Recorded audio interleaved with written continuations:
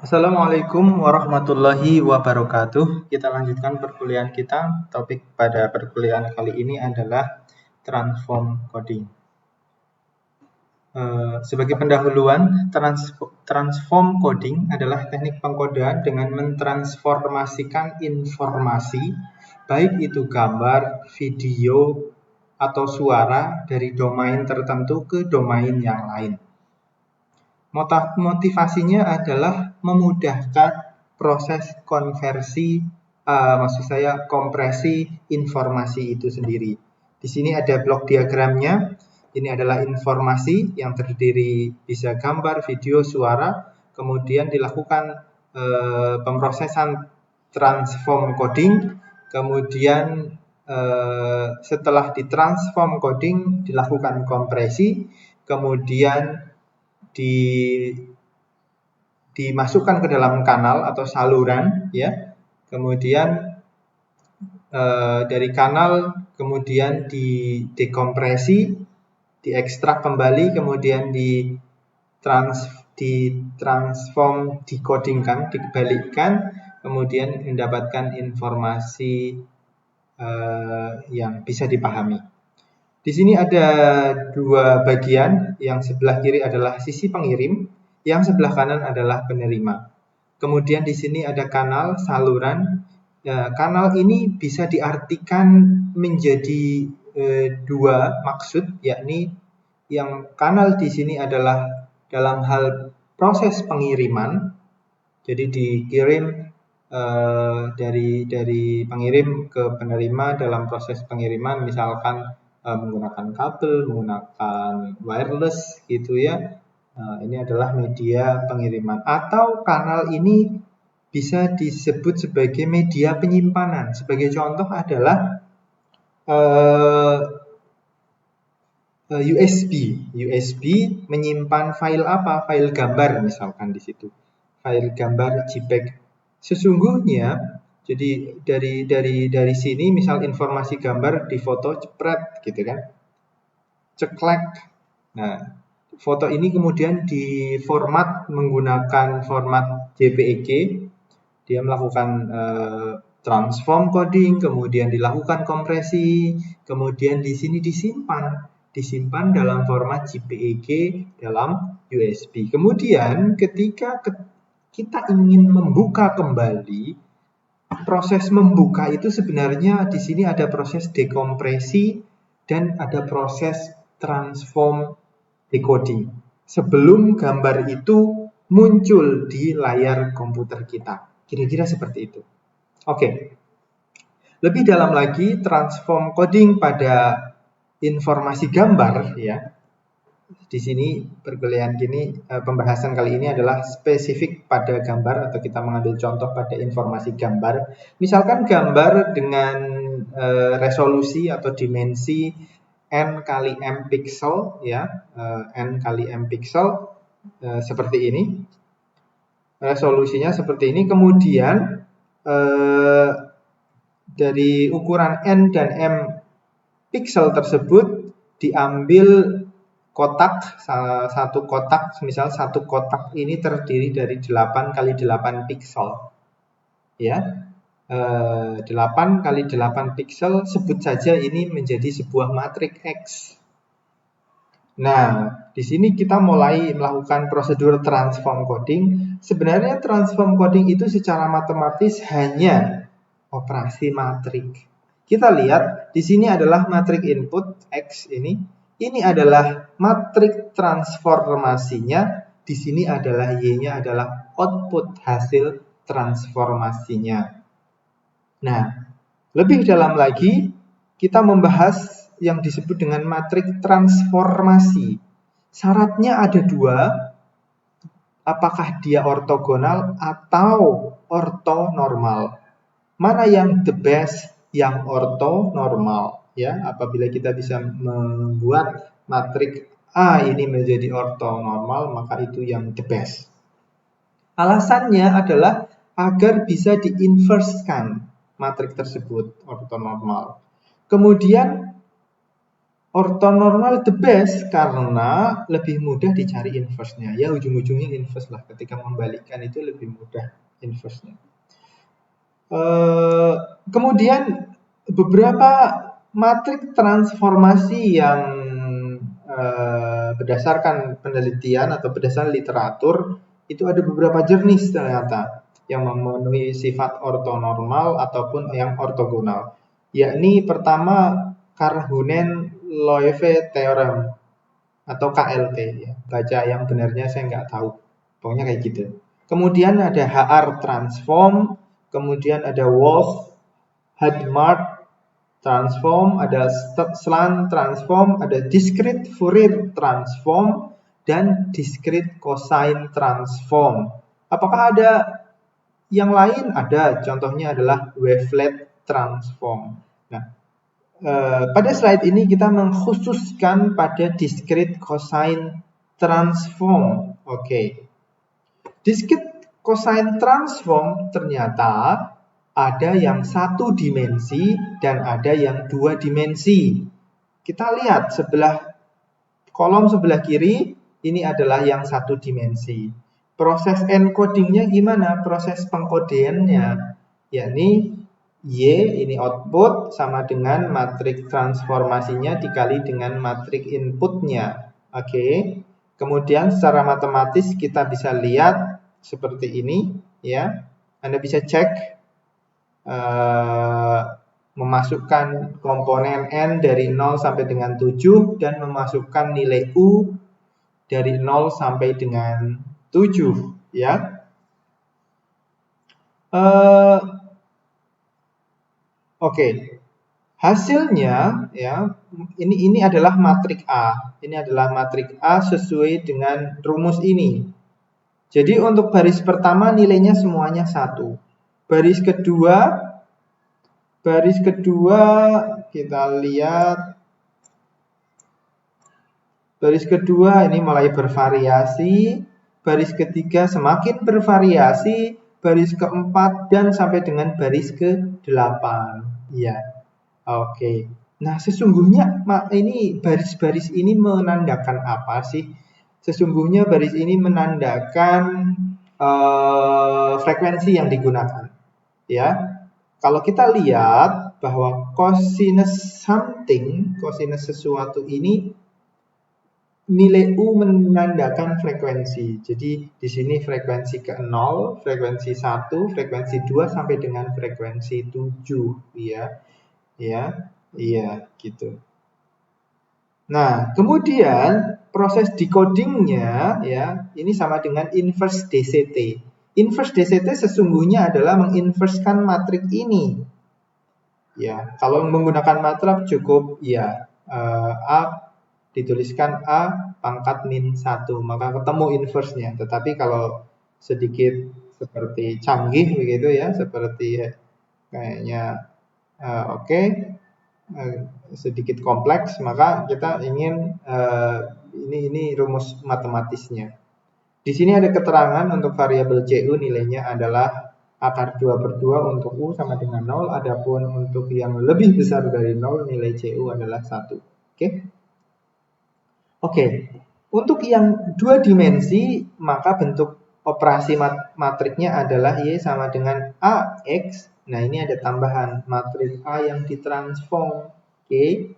Ya, matrik A yang ditransform. Proses encodingnya secara matematis ini ya,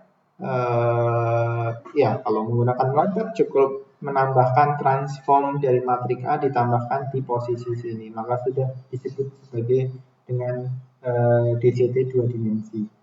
Begitu pula untuk decodingnya, ini ekspresi ekspresi matematisnya. Dan untuk tiap variabel CU dan CV-nya di sini diketahui. Oke. Kemudian tahap selanjutnya adalah kuantisasi ya. Kuantisasi atau quantizing ya. Tujuan dari kuantisasi ini adalah mengelompokkan koefisien pada nilai tertentu. Oke.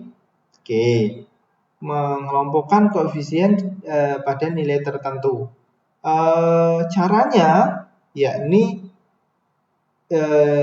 di sini ada fungsi round YUV dan QUV. Oke. Variabel ini dari mana? Kita dari slide sebelumnya ada Y VU atau UV sama saja. Kemudian ini dibagi menggunakan matrik kuantisasi. QUV ini adalah matrik kuantisasi. Ya, hasilnya apa? Dengan membagi menggunakan matrik kuantisasi Q akan membuat dan akan membulatkan hasilnya dalam integer. Jadi bilangan bulat, tidak tidak desimal. Ya. Adapun ini keterangannya YUV adalah matrik koefisien hasil DCT. Ini ya, ini. Kemudian Y aksen ini matrik koefisien hasil DCT setelah dikuantisasi. Kemudian Q adalah matrik kuantisasinya. Nah, di samping kanan ini ada dua matrik yang disebut dengan luminance dan chrominance. Matrik ini nilainya given sudah. Ini merupakan kesepakatan atau standar yang digunakan gambar berformat JPEG. Oke, angka-angkanya. Oke. Selanjutnya cara matrik koefisien hasil dari setelah kuantisasi ini contohnya, ini misalkan sebuah matrik hasil kuantisasi. Oke. Ini adalah matrik DCT setelah dikuantisasi misalkan. Nah, matrik setelah kuantisasi ini, ukuran matriknya 8x8, terdiri dari dua komponen yang disebut dengan komponen DC dan komponen AC. Ya, ini sebenarnya penyebutan saja. DC komponen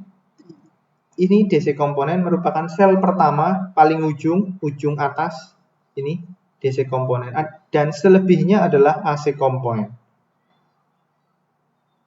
Oke. Nah, hasil kuantisasi biasanya menghasilkan nilai koefisien 0 yang banyak pada komponen AC-nya.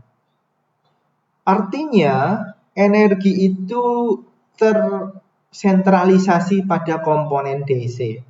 Begitu kira-kira.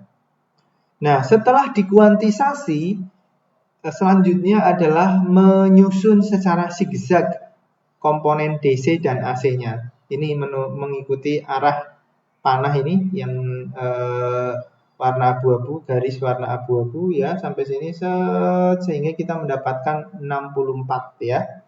64 angka. Ya, kita lihat seperti ini dari 185 3 1 0 1 1 1 sampai 0. Oke? Sampai sini oke ya? Oke, selanjutnya setelah kita mendapatkan urutan ini, bagaimana mengkodekannya? Pertama, mengkodekan komponen DC ya. Mengkodekan komponen DC atau membuat kode word biner dari komponen DC.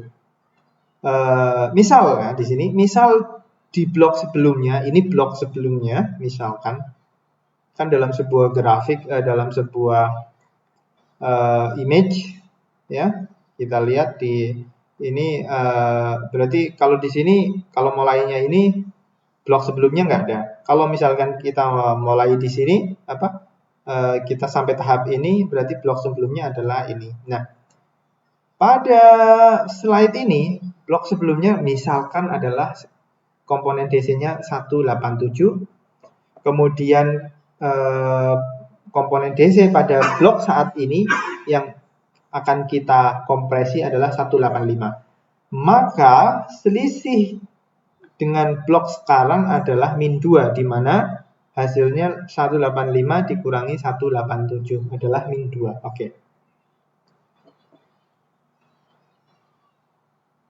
Kemudian kita akan menggunakan tabel DC kode luminance ya. Luminance karena kita menggunakan matrik luminance, maka kita akan menggunakan tabel ini. Selanjutnya untuk mengkodekan min 2 ini ya, min 2 ini bagaimana? Nah, kita lihat. Nilai selisih bloknya adalah min 2, oke. Artinya di sini lihat tabel DC koefisiennya itu 2. Di mana kira-kira yang 2? 2 adalah yang di sini, oke.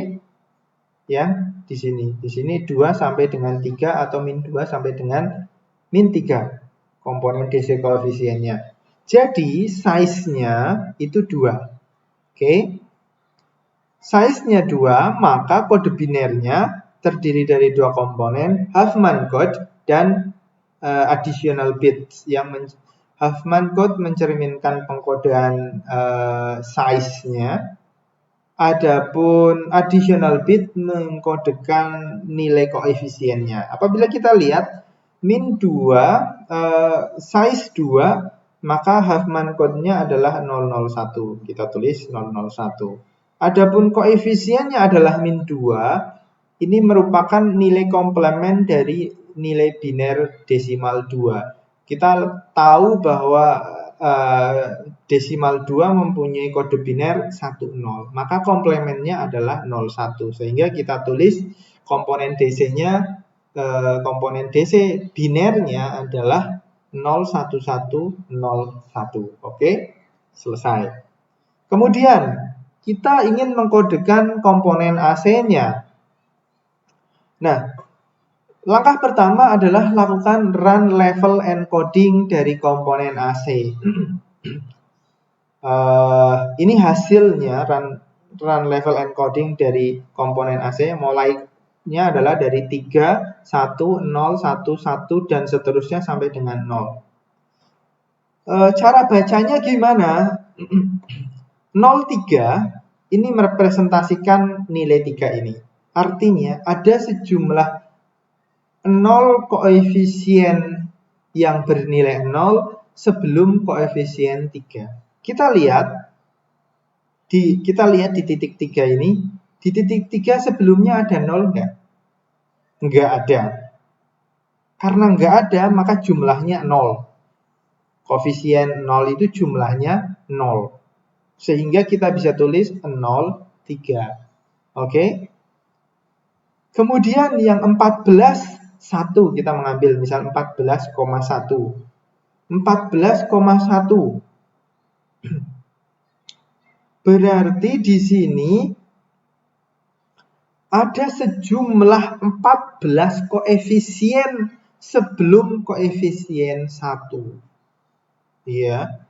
Yang mana 14,1 ini? Ya. Kita hitung ada 14 koefisien. 1, 2, 3, 4, 5, 6, 7, 8, 9, 10, 11, 12, 13, 14, 0. 14 koefisien 0 sebelum koefisien 1. Sehingga ditulisnya adalah 14,1. Oke. Kemudian ini tambahan untuk mengkodekan akhir dari blok di sini, misalkan akhir dari blok, end of block itu 00 dan 15,0 itu untuk 16 koefisien yang bernilai 0. Jadi misalkan ada 0 sebanyak 16 di sini, urutannya 16. Maka kita bisa tuliskan 15,0. Saya kira tetap konsisten dengan ini ya. Nah, bagaimana untuk kode biner 03, 01 dan seterusnya? Kita lihat yuk. Kita lihat cara bacanya ya. 0,3. Maka nilai run-nya itu 0. Koefisien AC-nya positif 3. Maka size-nya itu 2. AC koefisien 3. Size-nya 2. Cek tabel 4. Kita lihat AC koefisiennya berapa? 3.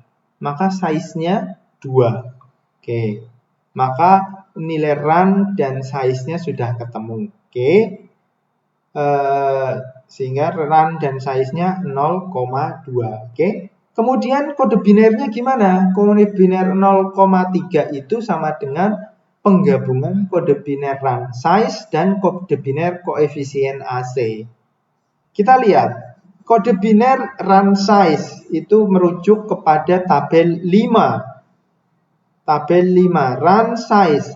Run-nya 0, size-nya itu 2. Kita lihat, run-nya 0, size-nya 2. Kode binernya adalah 0, 1.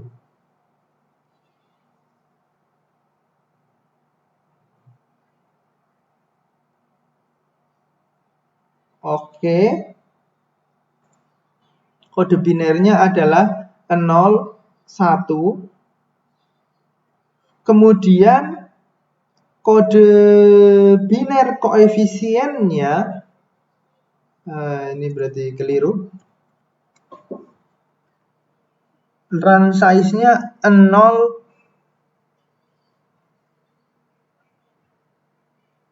2 berarti dia 01. Oke. 01. Oke. Kode biner koefisiennya berapa? Kode biner koefisiennya bisa melihat tabel 3, 2 slide sebelumnya. Kita lihat. Yuk. Tadi berapa koefisiennya? Positif 3. Positif 3 berarti di sini nilainya koefisiennya adalah 11. Oke. Additional bitnya adalah 1, 1. Oke, maka kita tulis menjadi 1, 1. Oke. 0, 1, 1, 1. Oke. Oke. Nah, ini contoh untuk nilai 0,3. Nah, tabel 4 dan tabel 5 ini diadopsi dari tabel F.2 dan tabel K.5 dari standar ITU. Oke. Nah, hasilnya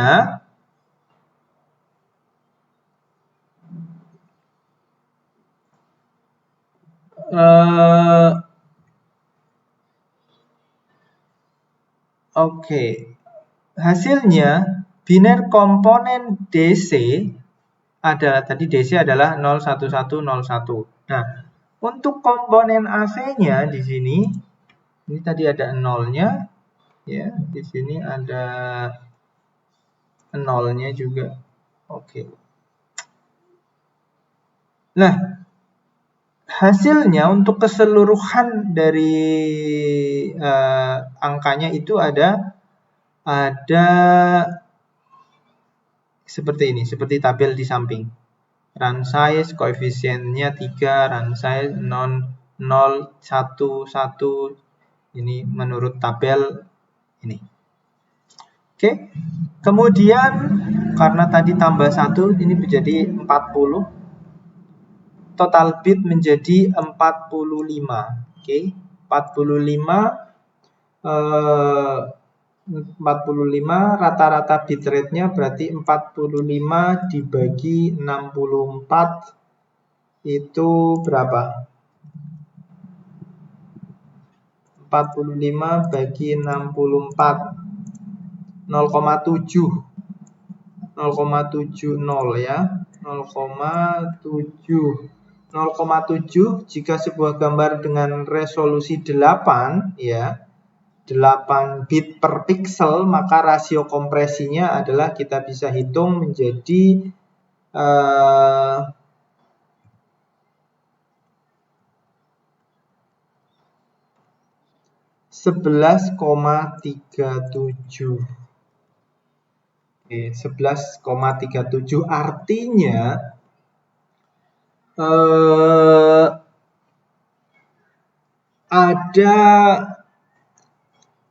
ada 11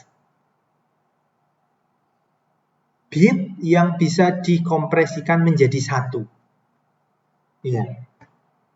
Ada 11,3 bit yang bisa dikompresikan menjadi 1. Oke. Nah, Di sini ada catatan bahwa pada slide ini matrik dan tabel pengkodean menggunakan jenis luminance. Anda bisa coba menggunakan jenis chrominance, matriknya berbeda, tabelnya juga berbeda. Kedua jenis tersebut digunakan dalam standar gambar berformat JPEG.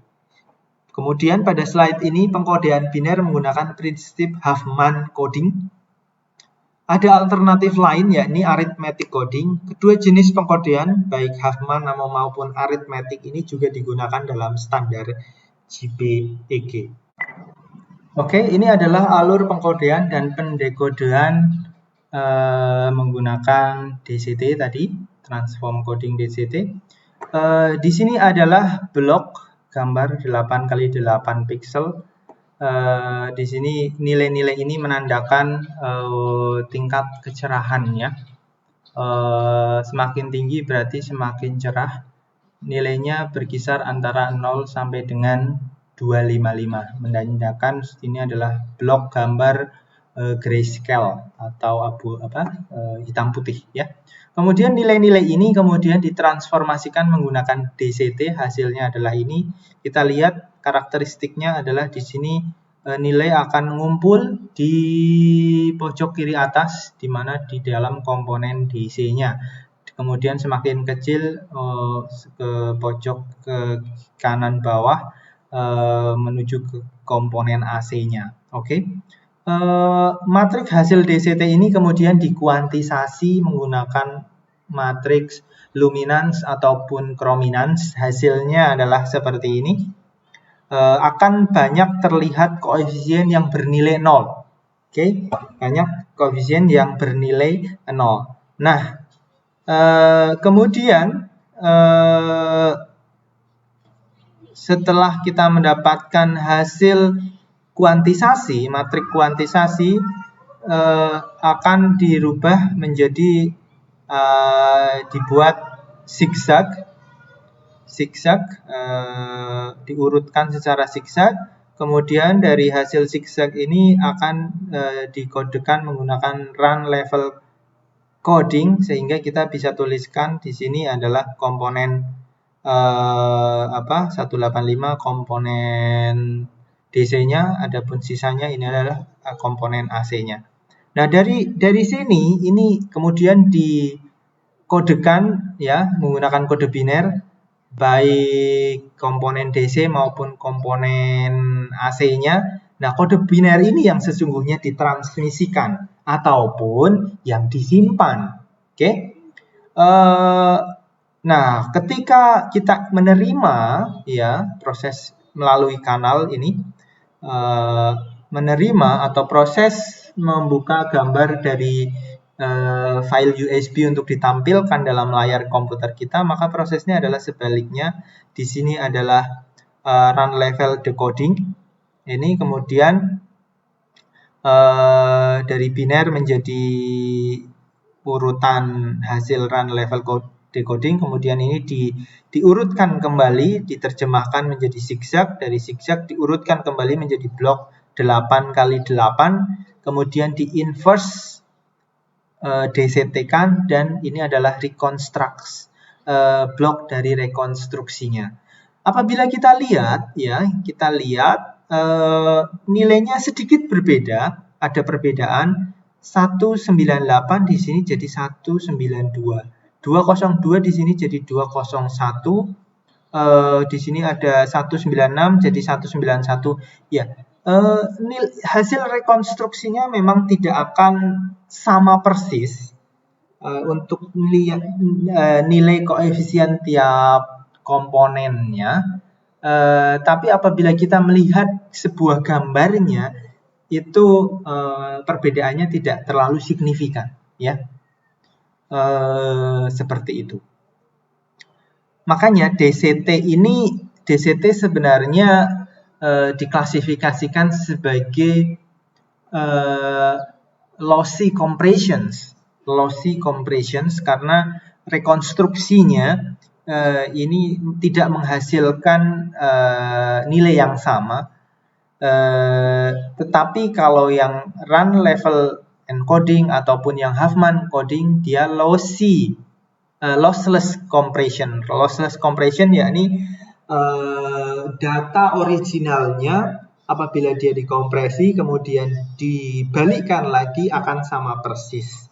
Kira-kira seperti itu. Terima kasih.